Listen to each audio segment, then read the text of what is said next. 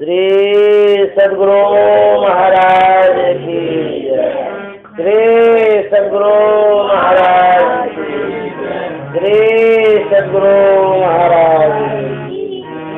नमामि अमित ज्ञान रूपम कृपालम अगम बोध दाता सुबुद्धि विशालम समाशीलयति धीर गंभीर ज्ञानम धर्मकील दृढ़धीर समधीर ध्यानम जगत त्राणकारी आधारी उदारम भगत प्राण रूपम दयागुण्यपारम नमो सद्गुरु ज्ञान दाता स्वामी नमामि नमामि नमामि श्री सद्गुरु महाराज की।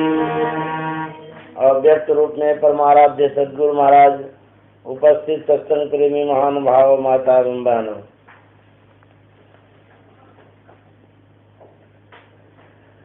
एक बार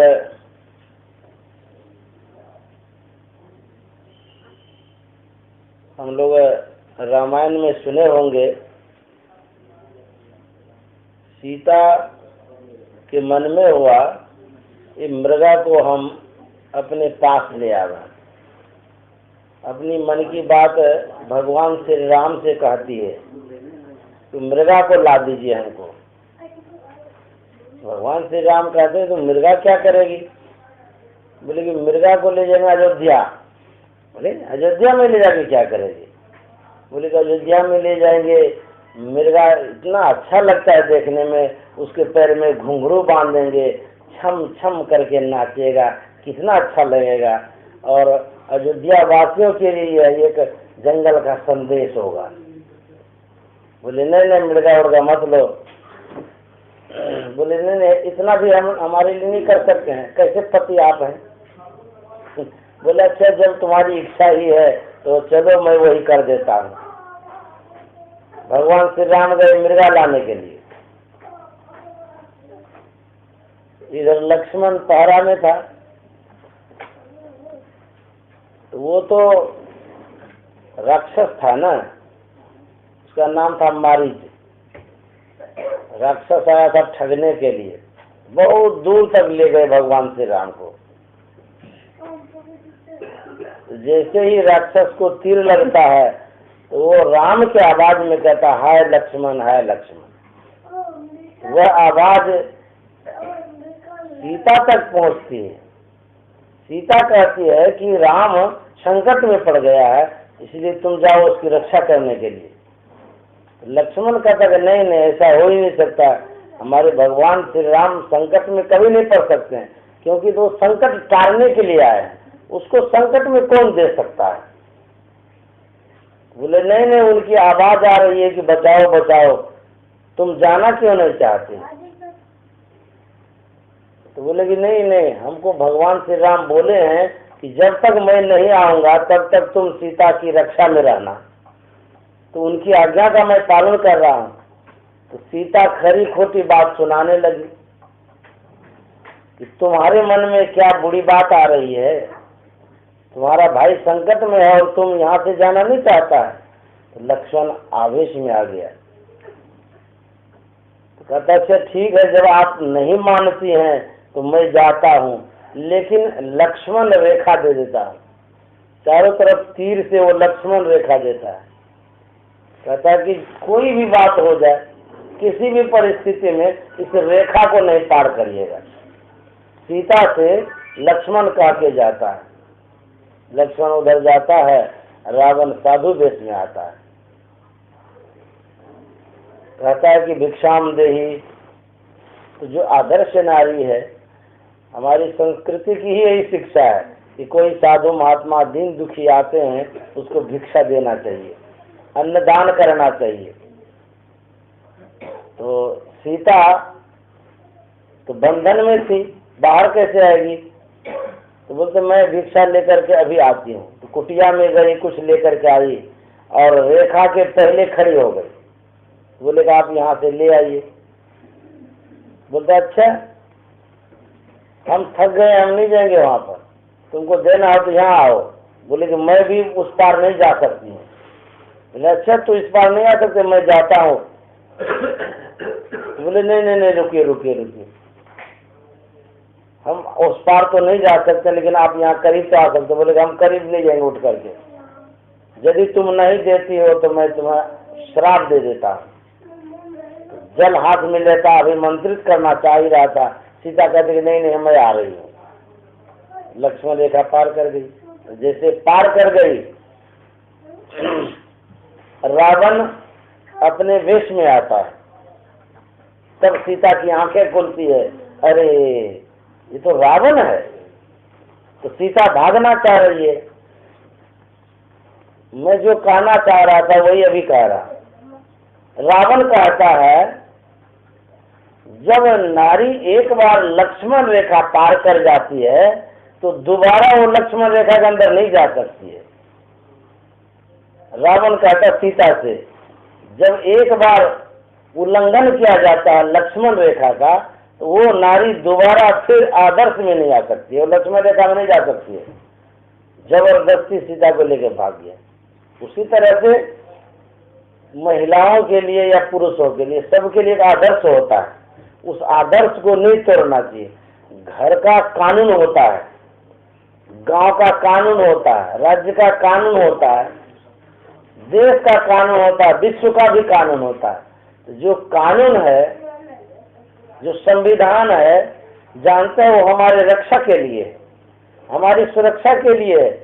उसी तरह से साधु महात्मा में भी कानून होता है, जो कानून गुरु महाराज बना के गए हैं। पता है कौन सा कानून है? संत मत का जो सिद्धांत है वो गुरु महाराज का कानून है। उसी कानून के आधार पर यदि चलेंगे तो देखिए कितना कल्याण होगा। सिद्धांत कानून है संत मत का। पढ़ करके देखिए क्या क्या बातें लिखी हुई है, शुरू से लेकर के वहां अंत तक। तो गुरु महाराज ने कानून बना के, उसी तरह सब जगह कानून होता है। घर परिवार में भी कानून होता है, अपना एक नियम होता है घर का। तो घर के जो अभिभावक होते हैं, गार्जियन जो होते हैं, उनके अनुसार सबको चलना चाहिए। जब अभिभावक के अनुसार चलेंगे तो घर में कोई तरह का बेघर नहीं होगा। जब अभिभावक की आज्ञा का उल्लंघन होता है वो घर नहीं रहता, वो तो रण क्षेत्र बन जाता है। तो समझिए कोई कानून नहीं है, हिसाब किताब कुछ भी नहीं है, सब अपने मन के राजी हो गए। जब हम अपने मन के राजी हो गए तब तो दुख का पहाड़ आएगा ही आएगा। उसी तरह सब जगह अभिभावक होता है, मालिक होता है, मालिक के अनुसार ही काम करना चाहिए। जब तक सिद्धांत का पालन किया जाता है तब तक किसी भी धर्म संप्रदाय में विघटन नहीं होता। जैसे ही सिद्धांत का उल्लंघन होता है, देखिए संप्रदाय का विनाश होना शुरू हो जाता है। गुरु महाराज का जो सिद्धांत है, यदि सब कोई उसको अक्षरशः पालन करेंगे तो कोई भी विकृतियां नहीं आ सकती है।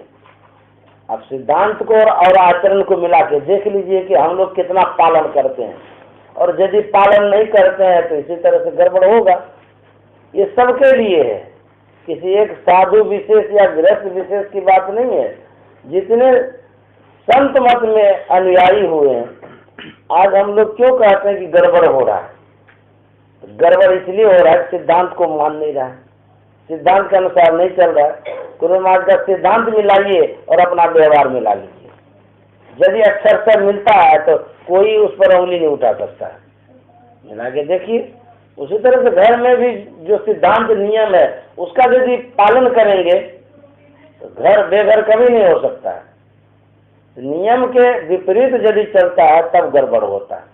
तो गुरु महाराज कहते थे सबों को प्रेम से रहना चाहिए, मेल से रहना चाहिए। जब एक सूत्र में धागा पिरोते हैं तो देखिए कपड़ा बन जाता है। एक एक सूता ही तो है कपड़ा में, और उस एक एक सूता को अलग कर दीजिए तो धागा बन जाएगा। धागा कभी इज्जत नहीं ढकता है। एक धागा से आप इज्जत ढक सकते हैं, और यदि उसी धागा को मिला दीजिए तो वही धागा कपड़ा हो जाएगा। उसी कपड़ा से इज्जत ढका जाता है। तो हम लोग परिवार के जितने व्यक्ति हैं, चाहे जिस परिवार का हो, सब एक एक धागा के समान है। और एक संगठित जो है, समझ लिए वह धागा कपड़ा के समान बन गया। तो जब तक संगठित है तब तक तो इज्जत बची हुई है, जैसे ही अलग हो गए कोई इज्जत नहीं बचेगी। एक दूसरे का शिकायत करेंगे, एक दूसरे का अपमान करेंगे। वाह, वेरी गुड। बाबा देवी साहब का फोटो ले रहा था। बाबा जब चमकता है ना, वो जो फ्लश मारता है चमकता है, तो वैसे ही चमक गया। तो बाबा साहब कहता है क्या चमका? तो लोग कहता है बाजार ठीक कर रहे हैं। झूठे बोल दिए। वहाँ फोटो लिया, कहता बाजार ठीक कर रहे हैं। बाबा साहब को भी झुठला दिए, क्योंकि बाबा साहब फोटो लेने नहीं देते थे। हाँ, बड़े सख्त थे। जानते हैं, जब प्रसाद चढ़ाया जाता था उनके सामने में, कोई चढ़ा दिए ला करके फोटो के सामने या उनके सामने, उठा करके कुत्ता के पास फेंक देते थे। इतने कड़े थे वो, प्रसाद चढ़ाने ही नहीं देते थे। कहते ये सब क्या पाखंडी कर रहा है, प्रसाद वसाद वो नहीं मानते ही नहीं थे, कुत्ता के पास फेंक देते थे, खिला देते थे कुत्ता को। बड़े कड़े आदमी थे।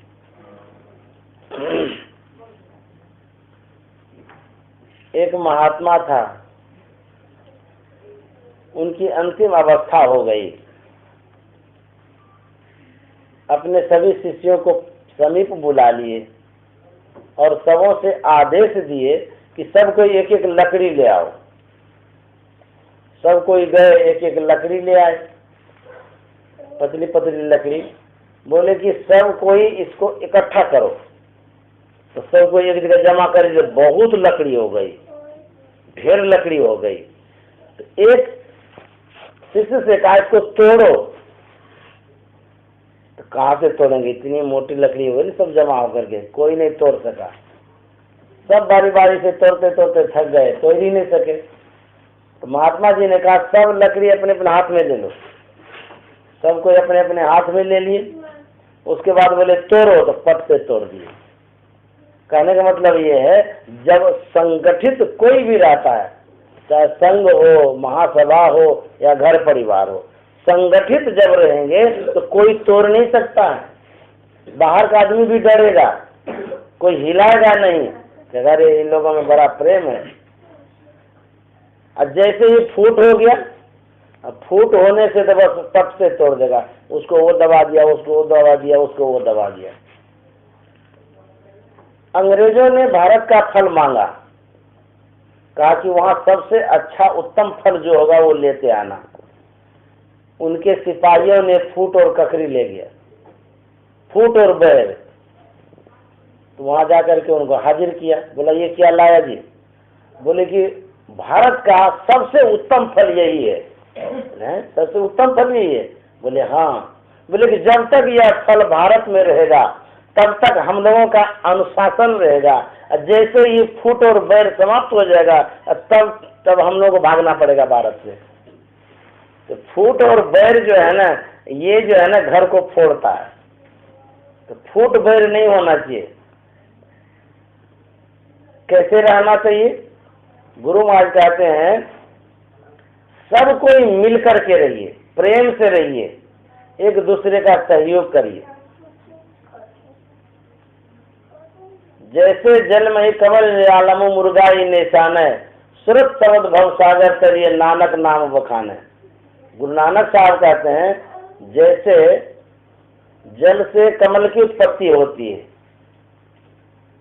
और कमल कैसे रहता है? अपना अस्तित्व जल से ऊपर उठा के रखता है। कभी भी पानी पड़ता है तो छिटक जाता है, उस पर टिकता नहीं है। जल उत्पत्ति का कारण है, जल ही पोषक है। कमल का पोषक जल है, उत्पत्ति का स्थान भी जल ही है, और अपना स्थान जल से ऊपर उठा के रखा है। उसी तरह से यह संसार उत्पत्ति का कारण है, पोषण का कारण है। इसी संसार में हम लोग को रहना है। तो कैसे रहेंगे? जैसे जल में कमल रहता है। सब कोई परिवार के साथ रहिए। गोस्वामी तुलसीदास जी महाराज कहते हैं तुलसी ममता राम सम, समता सब संसार, राग न रोष न दोष दुख, दास भय भव पार। ममता यदि रखना है तो राम से रखिए, और समता यदि रखना है तो संसार से रखिए। हम लोग क्या करते हैं, ममता रखते हैं संसार से और समता रखते हैं परमात्मा से, ये उल्टा कर देते हैं, इसीलिए गड़बड़ होता है। मोह ममता रखिए परमात्मा से, आसक्ति रखिए परमात्मा से, तब भवसागर पार होंगे। समय तो बहुत हो गया।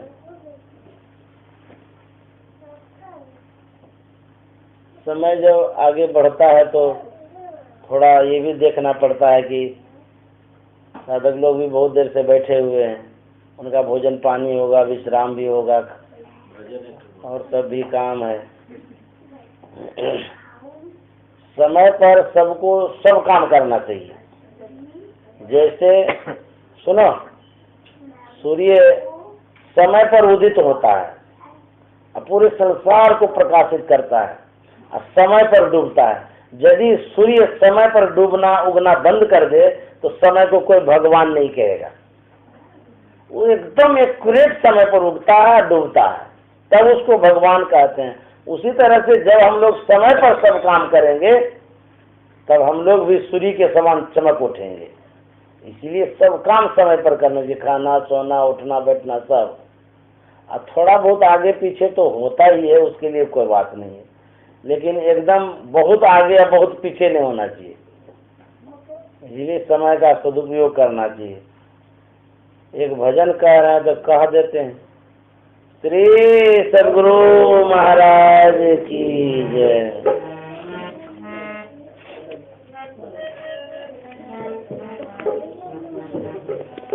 सत्संग में आओ जीवन सुधारो, सत्संग में आओ जीवन सुधारो, मानो कहानियाँ ना।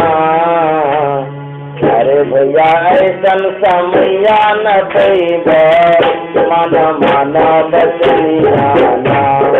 अरे भैया ऐसन समैया न पैब, मन मानो बचनिया ना। सत्संग में आओ जीवन सुधारो, सत्संग में आओ जीवन सुधारो, मानो कहानियाँ ना। अरे भैया ऐसन समैया न पैब, मन मानो बचनिया ना।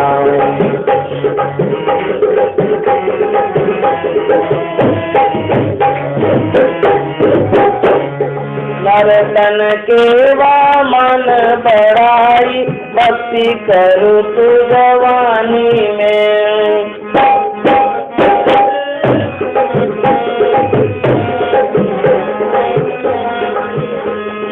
नरतन के मन बढ़ाई, भक्ति करू तू जवानी में।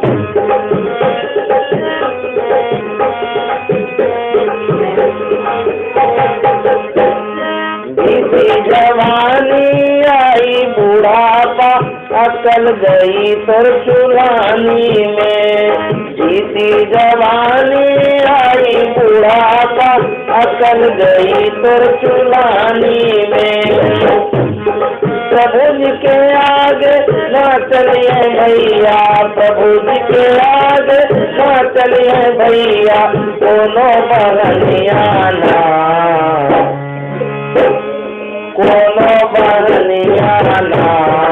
अरे भैया ऐसन समैया न पैब, मन मानो बचनिया ना।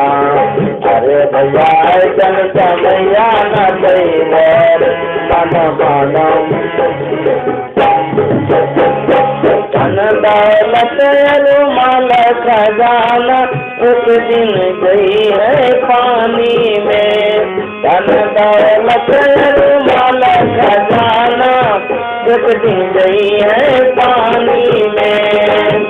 अब ही राम के सुमरन कर लो, 2 दिन के जिंदगानी में। अब ही राम के सुमरन कर लो, 2 दिन के जिंदगानी में। धर्मदास के है रजिया, धर्मदास के है रजिया, कर ले भजनिया ना। अरे भैया कर ले भजनिया ना, अरे भैया ऐसन समैया न पैलो, मन माना भजनिया ना, अरे भैया ऐसन समैया न पैलो। सत्संग में आओ जीवन सुधारो, सत्संग में आओ जीवन सुधारो, मानव करनिया ना, अरे भैया ऐसन समैया न पैलो, मन मानो बचनिया ना, अरे भैया ऐसन समैया न पैलो, मन मानो बचनिया ना, अरे भैया ऐसन समैया न पैलो, मन मानो बचनिया। सदगुरु महाराज की जय। जैसे दूध में थोड़ा सा दही देने से जम जाता है, बहुत कम मात्रा में दही देते हैं, यदि वही दही नहीं दिया जाए तो वो दूध दही नहीं बन सकता। थोड़ा सा ही जामन देते हैं जो कि दही बन जाता है। उसी तरह से यह जो मनुष्य का शरीर है, इस मनुष्य शरीर में मान लीजिए ये मनुष्य शरीर दूध के समान है, और गुरु का जो ज्ञान है, जो भजन भेद लेते हैं, वो दही के समान है, अर्थात जमा देते हैं। नहीं कहते हैं कि किसी किसी के माहौल में जम जाता है माहौल, उसी तरह से हम लोगों का जो जीवन है जम जाता है, अर्थात सुंदर हो जाता है, सुव्यवस्थित हो जाता है, जीवन धन्य हो जाता है। इसीलिए गुरु के ज्ञान का जामन देना जरूरी है, इसीलिए दीक्षा लेते हैं। भगवान बुद्ध के शरण में अंतिम अवस्था में एक बूढ़ा आया, संस्कार हो गया होगा और उसके मन में हो गया होगा कि दीक्षा लेना है। संस्कार कभी कभी जागृत होता है। एकदम बूढ़ा था, भगवान बुद्ध ने कृपा कर दीक्षा उन्हें प्रदान कर दी। दीक्षा लेकर के वो घर जा रहा था, जंगल जंगल होकर के जा रहा था, एक सांड आया, उस बूढ़ा को उठा के फटक के जान से ही मार दिया। दीक्षा लेके घर जा रहा था और पटक करके जान से मार दिया। बातें भगवान बुद्ध तक पहुंची। भगवान बुद्ध से पूछा गया कि भगवान, वो तो आपसे अभी दीक्षा लेकर के गया, भजन तो किया नहीं उन्होंने, और वो तो मर गया बेचारा, उनकी क्या गति हुई होगी। भगवान बुद्ध ने कहा जो दीक्षा ले लिए हैं उनकी गति ये हुई कि वो तावत 3 लोक चले गए, अर्थात वो स्वर्ग चले गए। दीक्षा की कितना महत्व है कि दीक्षा लेने मात्र से स्वर्ग की प्राप्ति हो जाती है। तो दीक्षा जो लेते हैं वो बड़भागी होते हैं। इसके लिए संत कबीर साहब ने कहा है, भक्ति बीज बिलसे नहीं, जो जुग जाए अनंत, ऊंच नीच घर जन्म ले तो संत को संत। दीक्षा का जो मंत्र ले लेते हैं ये भक्ति का बीज है। बीज जब पड़ जाता है जमीन में तो समझ लीजिए आज न कल तो उगना ही उगना है। ऊंच नीच घर जन्म ले, जितना जन्म लेना पड़े, वह जो संस्कार बीज पड़ गया वही बीज आपके साथ रहेगा। वो एक न एक दिन जिस तरह का बीज है उस तरह का वृक्ष और फल फूल लेकर के ही आएगा। इसलिए दीक्षा लेना जरूरी है।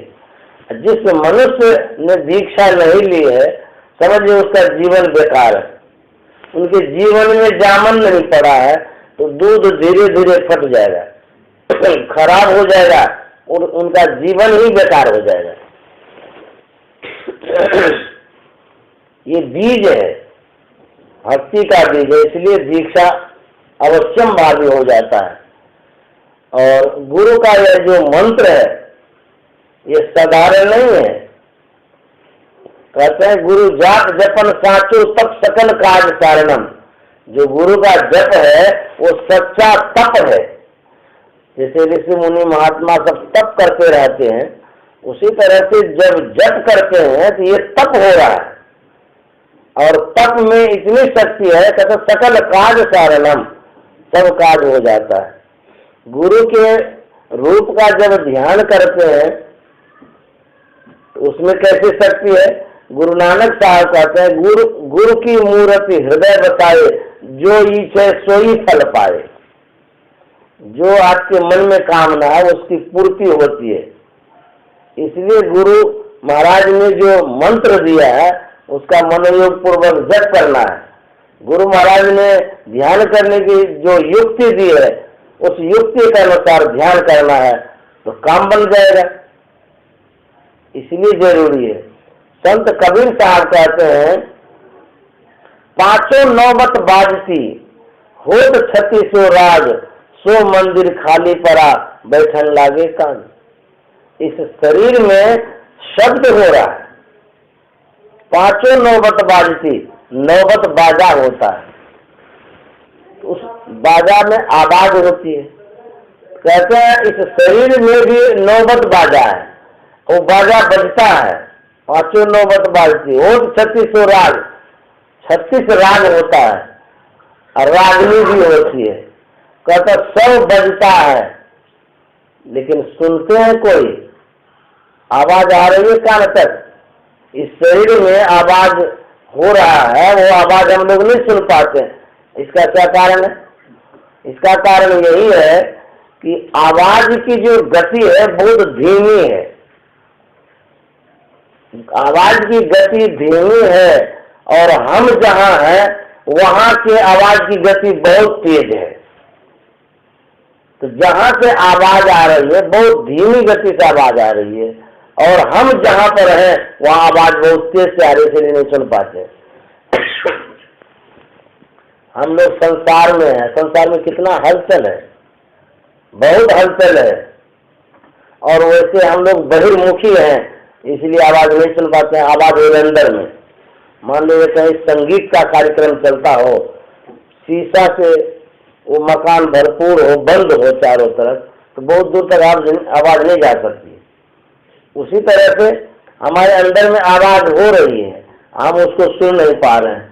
इसका कारण यही है कि वो आवाज जो हो रही है वो बंद है, ढका हुआ है, आवरण लगा हुआ है। जब आवरण खुलता है तब देखिए आवाज कितनी सुनाई देती। जैसे यहाँ का दरवाजा खोलिए तो बहुत आवाज बाहर चली जाएगी, तो दरवाजा बंद है तो आवाज अंदर में गूंजते रहता है, अंदर में आवाज हो रही है। जैसे रात्रि में जब 12 बज जाता है तो जो दीवार की घड़ी है उसमें जो टिक टिक की आवाज होती है वो जोर सुनाई पड़ती है। ऐसा क्यों? ऐसा इसलिए कि रात्रि का जो वातावरण है वो शांत हो जाता है और दिन में भी वो टिक टिक हो रहा है लेकिन उसको नहीं सुन पा रहा है, इसलिए कि दिन में हलचल बहुत हो रहा है। हलचल होने के कारण शब्द को नहीं सुन पाते हैं और शांत होने के कारण शब्द को सुनते हैं। उसी तरह से जब अंदर में प्रवेश करेंगे जहाँ शांत है, गुफा है, उस गुफा में जैसे प्रवेश करेंगे वो जो आवाज है वो आवाज को सुनेंगे। गुरु महाराज ने कहा, दृष्टि टिके श्रुत धुन रमे अस्कर गुरुदाया। दृष्टि जब टिकती है तब क्या होता है? कहते हैं जब दृष्टि टिकती है तो अंतर में प्रकाश होता है, प्रकाश में शब्द भी होता है। बिंदु में तो नाद बोले रेन दिवस सुहावना, उसमें शब्द भी होता है लेकिन प्रकाश के शब्द को सब कोई नहीं सुन पाते हैं। जिनकी सूरत सिमटती है वही सुन पाते हैं, नहीं तो प्रथमा अवस्था का जो प्रकाश है उस प्रकाश की आवाज को हम नहीं सुन पाते हैं। जब विशेष रूप से दृष्टि स्थिर होती है तब उस शब्द को सुनते हैं। तो गुरु महाराज कहते हैं शब्द कब सुनेंगे? जब दृष्टि टिकती है। एक बार गुरुदेव महर्षि संत प्रणवानंद जी महाराज के पास एक सत्संगी आए। उन्होंने निवेदन किया कि हुजूर हमको नादानुसंधान दीजिए। तो गुरुदेव ने पूछा कि आपकी दृष्टि टिकती है, स्थिर होती है? बोले हाँ, दृष्टि तो स्थिर होती है। हुजूर ने कहा जब दृष्टि स्थिर होती है तो उस दृष्टि में ऐसी शक्ति हो जाती है कि दूरदर्शन मात्र नहीं आते, अर्थात दूरदृष्टि उनकी हो जाती है, दूर तक वो देख लेते हैं। क्या ऐसा भी होता है? बोले हाँ होता है। देखिए गुरु के सामने झूठ बोलेंगे तो कहाँ जाएंगे। तो गुरुदेव ने कहा कि मेरे दाएं जेब में क्या है बताइए, तो सीधे पूछ दिए। अब वो चुप हो गए। अब हुजूर क्या रखते हैं नहीं रखते हैं, पैसा उसा थोड़ा रखते थे, मात्र एक रुमाल रखते थे सब दिन। 1 रुपया तक हम नहीं देखे थे हुजूर के जेब में। जब तक हम रहे तब तक 1 रुपया कभी देखे ही नहीं जेब में रखे हुए, रुमाल रखते थे। वो बेचारा चुप हो गया।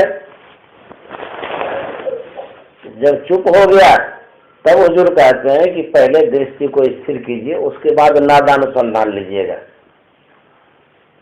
एक व्यक्ति आए नादानुसंधान लेने के लिए, उनसे भी यही बात पूछी गई।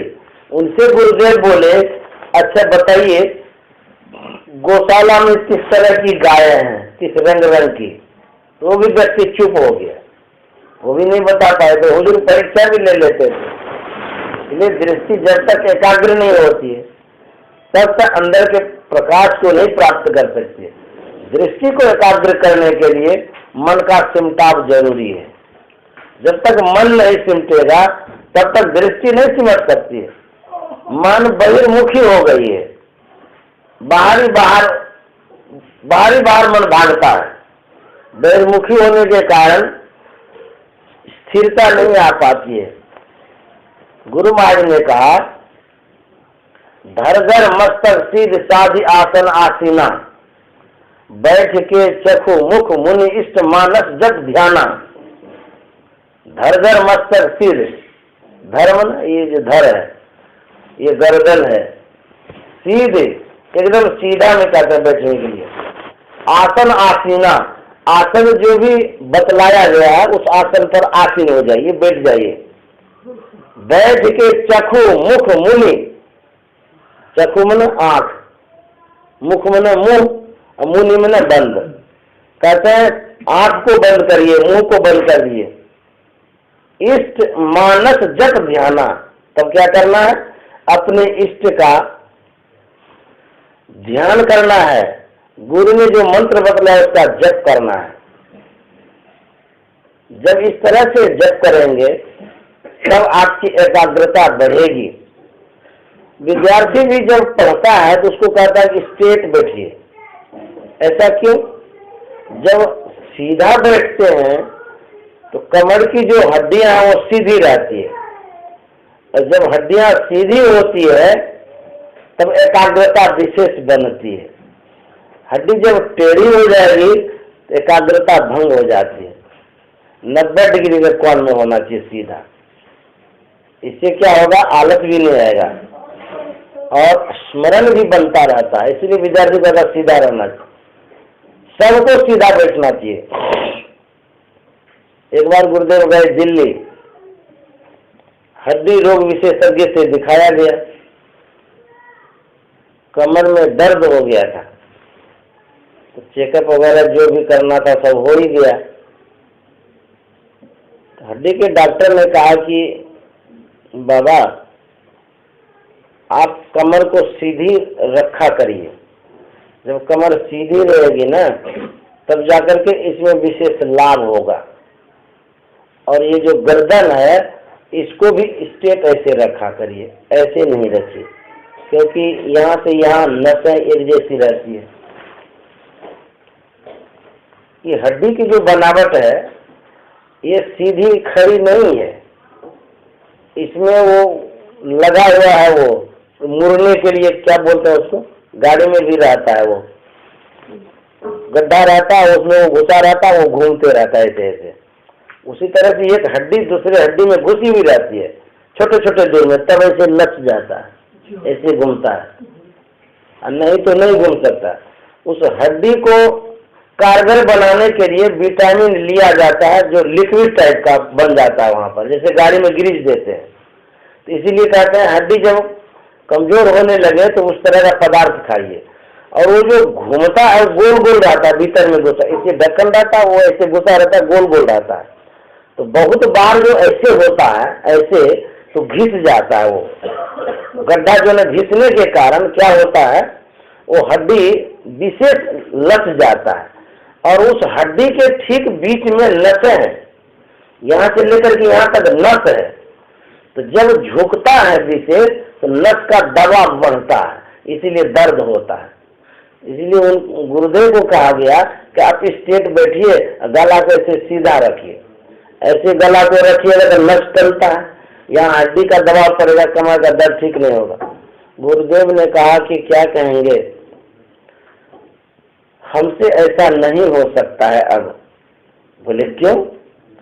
बोले इसलिए कि जब तक हम गुरुदेव के सानिध्य में रहे, मतलब गुरु महाराज के सानिध्य में रहे, तब तक हम सिर उठा करके उनको देखे नहीं, ये ऐसे सीधा सीधा। बोले कि जब तक उनके सेवा में हमने उनके चरण की तरफ हम देखे रहते, ऐसे रहता था हमारा गर्दन झुका हुआ, स्ट्रेट नहीं रहता था।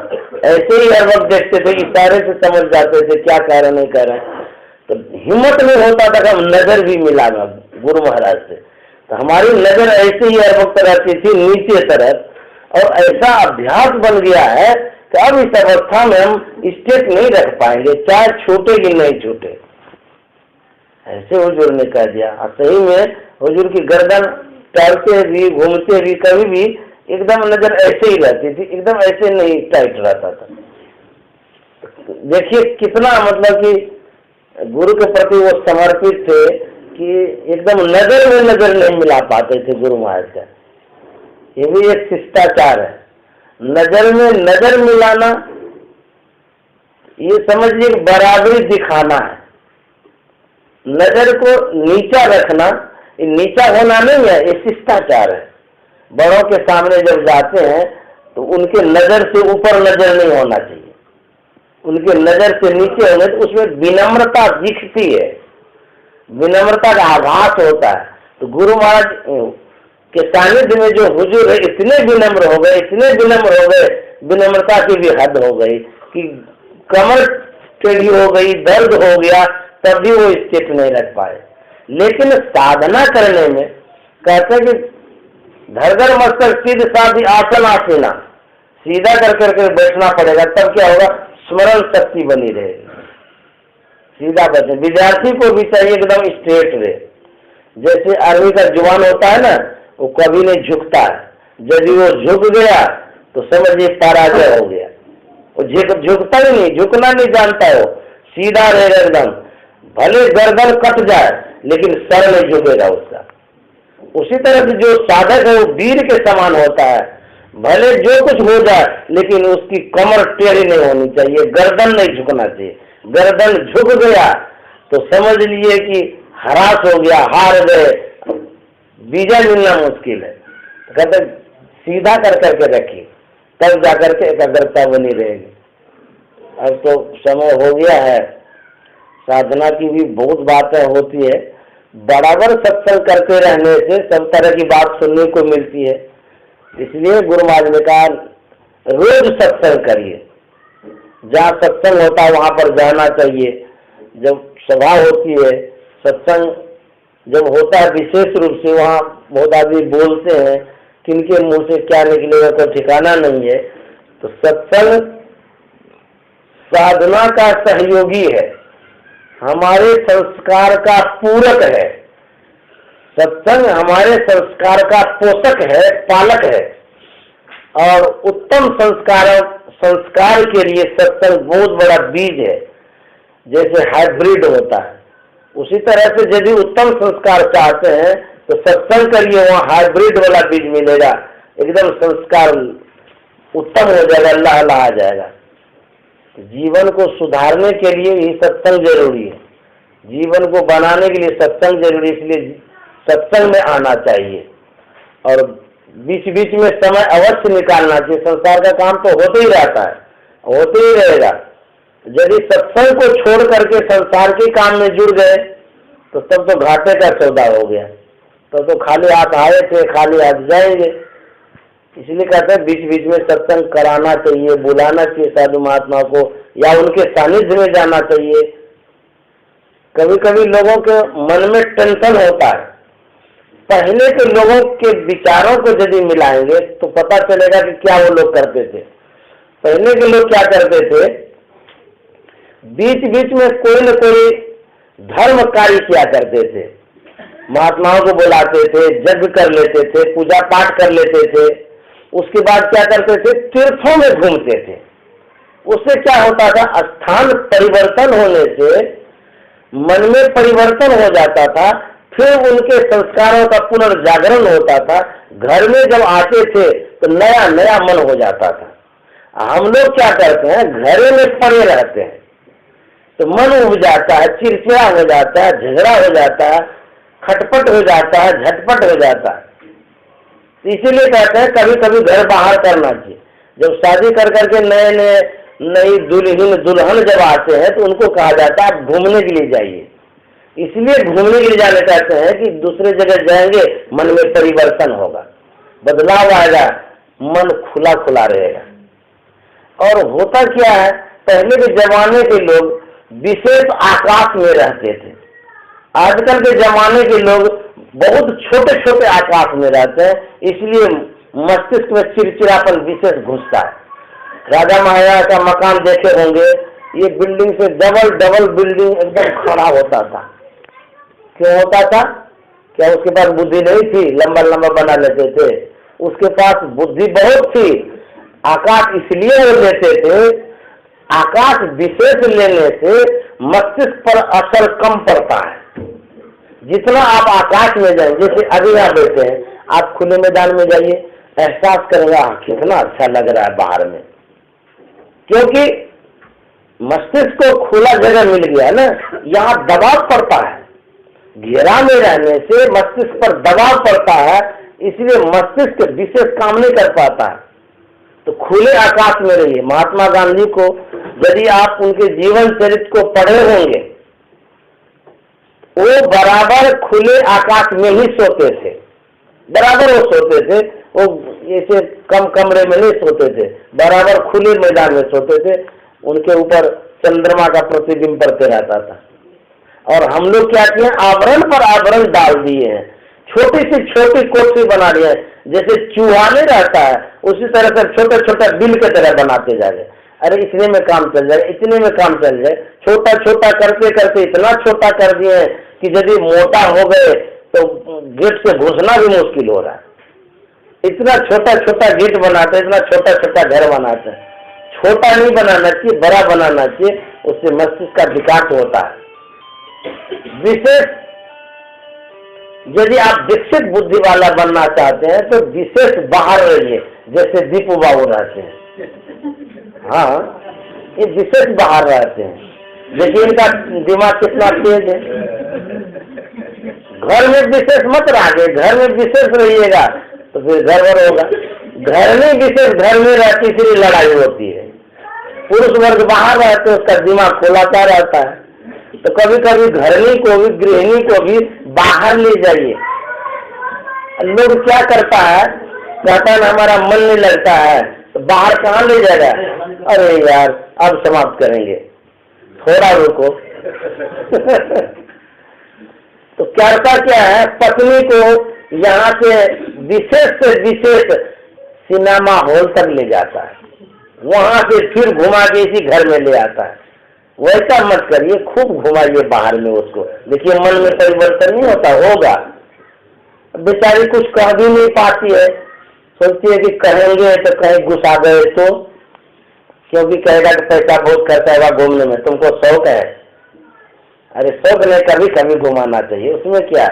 भले पैसा वाला में मत घुमाइए, आसपास में फील्ड है तो वही घुमा दीजिए। इतना तो कर ही सकते हैं। इतना भी पत्नी के लिए जब नहीं करते हैं फिर आप कौन चीज का पति है? पति का तो धर्म होता है पत्नी की आवश्यकता की पूर्ति करना, और उसके आवश्यकता पर यदि नजरअंदाज करते हैं तो आप पति नहीं है, आप बेकार हो गए। उनके ऊपर भी नजर डालिए कि हमारी पत्नी चाहती क्या है, उनको क्या आवश्यकता है। ये थोड़ा है जो आदमी नहीं है, आदमी तो वो भी है, घर के कारोबार को संभालती है, इतना व्यवस्था करती रहती है, दिन भर लगी रहती है, बच्चा को संभालती है, क्या क्या नहीं वो करती है। पति से विशेष पत्नी तो करती रहती है, तो घर में रहते रहते नहीं उब जाता है मन।